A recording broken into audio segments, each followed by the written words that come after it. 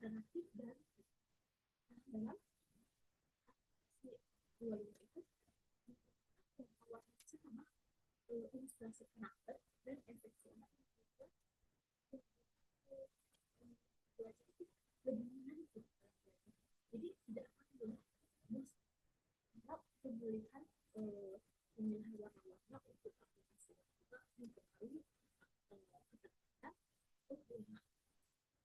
Terus ada proses matching. Nah, dalam proses matching ini pengguna setiap hari. Jadi kita itu sebagai pengguna bisa melihat kemajuan kemampuan kita dalam skill bahasa asing. Hari ini kita belajar kita bisa masuknya kemampuan ya misalnya kemampuan kita udah makan apakah itu ada atau masih tetap ataupun progres kita atau kemampuan kita di aplikasi Duolingo. Terus meningkatkan konsistensi. Nah, juga aplikasi Duolingo itu konsepnya konsistensi itu aktivitas sehari-hari. Prinsip membangun kebiasaan kerja. Jadi di dalam aplikasi itu ada settingan untuk kita minta untuk pendengar kita untuk kebiasaan belajar secara mau sehari itu ini 10 menit atau 15 menit lah gitu. Kekurangannya dalam aplikasi ini juga walaupun bagus ya tadi keuntungannya tetap ada kekurangannya tidak ada yang kekurangan Duolingo ada beberapa. Nah, kosakata terbatas pada awal. Nah, pada awal itu memang dalam aplikasi itu terbatas gitu. Jadi memang kalau awal itu untuk pengguna benar-benar baru belajar gitu. Jadi kurang cocok untuk pengguna yang sebelumnya sudah belajar. Jadi kosakata itu terlalu nah, terus keterbatasan jadi beberapa kalimat itu tidak mencerminkan percakapan yang umum di kehidupan yang gitu lebih ke muncul kehidupan yang kurang akal kita. Terus tidak cocok untuk pembelajaran akademik apa. Nah, untuk ini jadi dalam Duolingo itu tidak khusus tentang kegrammarnya. Jadi kan tadi kan udah tadi di Duolingo kan udah ada skill ya, listening, writing, reading, tapi di Duolingo itu tidak terlalu membahas lebih dalam tentang grammar.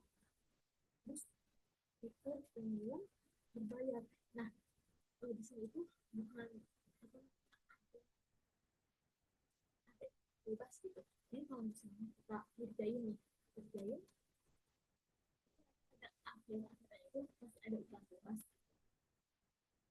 Terus kurang interaksi sosial dan kolaborasi.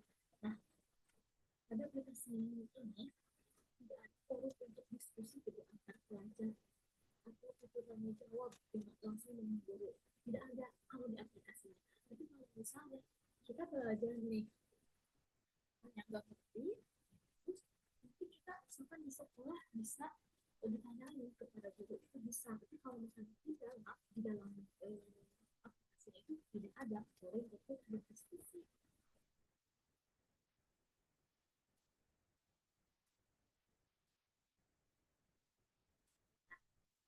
Ada Duolingo dalam konteks pendidikan bahasa.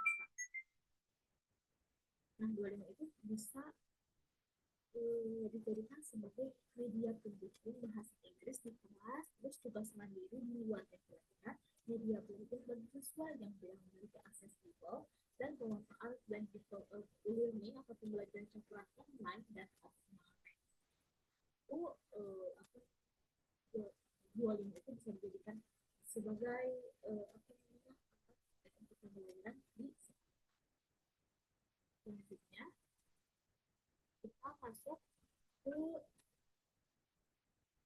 bagaimana nih cara penggunaan Duolingo.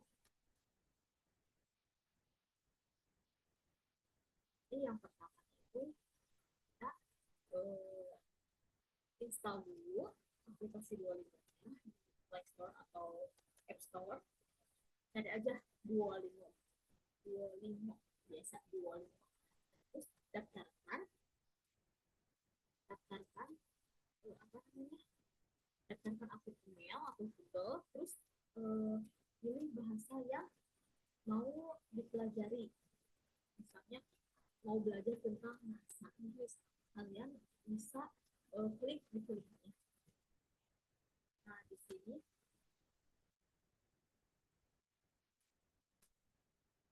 di sini itu saya sudah menginstal, saya sudah memasukkan akun. Di sini saya sudah masuk akunnya, dan di sini saya belajar tentang bahasa Inggris. Nah, di sini itu ini tuh apa yang ingin kamu pelajari.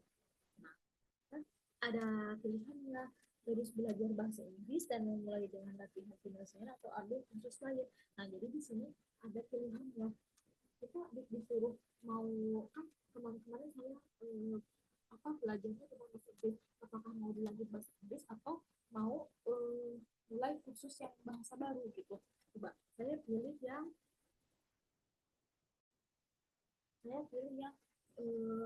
bahasa Inggris dulu ya. Kita lanjutkan. Nah, kelihatan di sini.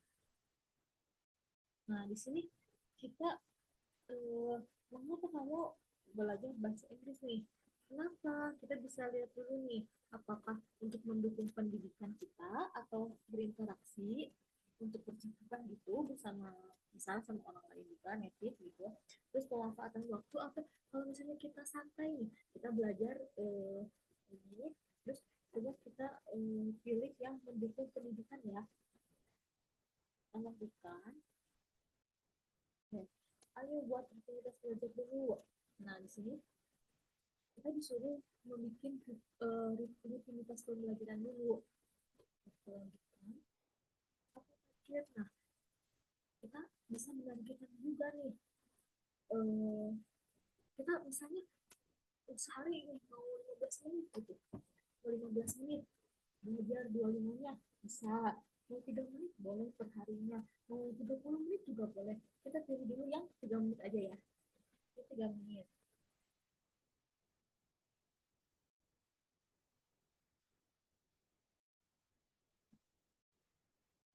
Oke, di sini kita skip aja.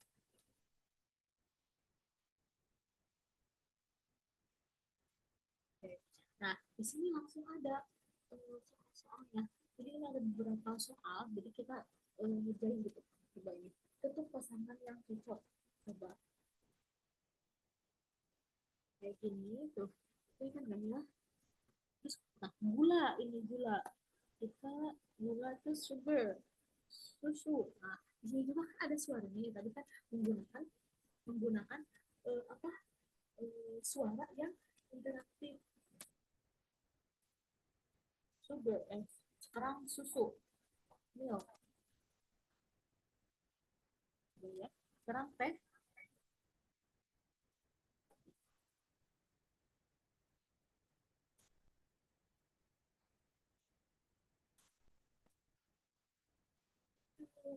mas ya. Kemudian di sini juga akan berpindah-pindah. Ada beberapa. Nah, di sini juga ada apa karakter-karakter yang menarik ya. Selamat datang. Tuh, sama warna-warninya juga apa sehingga kita tidak menggunakan sangat untuk pembelajaran. Ini menurut saya pribadi sangat cocok untuk yang learners. Kebetulan saya juga kemarin mengajar les bimbel anak SD dan saya terapkan aktivitas dalam aplikasi Duolingo.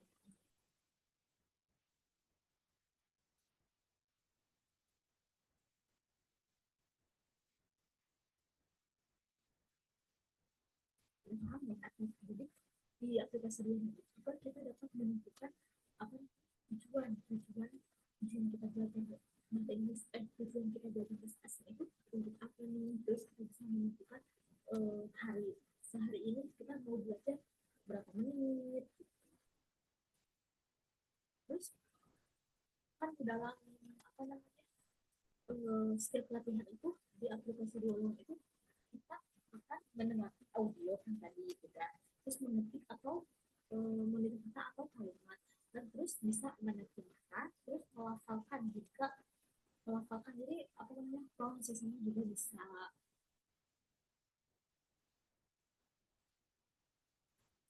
Nah, ada juga fitur-fitur tambahan dalam aplikasi Duolingo yang biasanya itu adalah leaderboard atau pengguna bisa bersaing poin dengan pengguna lain secara global.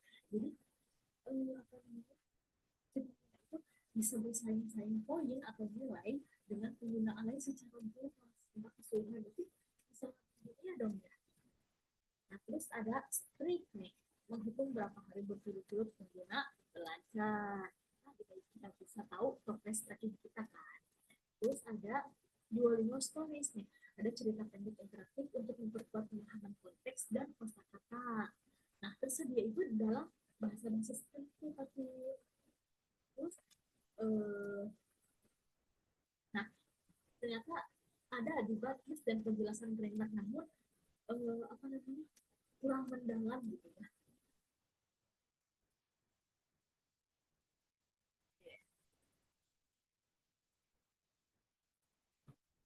Nah, sudah ya, kesimpulannya dari aplikasi Duolingo itu adalah Duolingo adalah solusi inovatif untuk pembelajaran bahasa asing secara mandiri dan menyenangkan, seperti digunakan sebagai media pembelajaran tambahan bukan utama ya, khususnya bagi pelajar SD sampai SMA, sebagai pengendali bahasa asing, mahasiswa untuk mempelajari, guru sebagai media pendamping di luar kelas.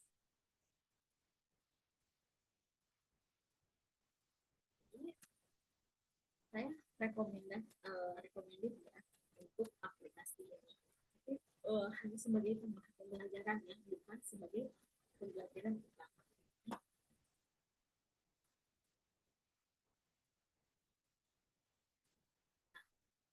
Mari kita sebagai pendidik dan pelajar memanfaatkan teknologi seperti Duolingo ini untuk memperkaya dan meningkatkan literasi bahasa dan mendorong semangat belajar sepanjang bulan. Terima kasih. Mungkin cukup sekian. Terima kasih atas perhatian Bapak dan Ibu. Semoga dapat memberikan wawasan baru tentang pemanfaatan digital dalam pendidikan. Bila ada pertanyaan, saya dengan senang hati akan menjawab. Tidak ada. Assalamualaikum warahmatullahi wabarakatuh.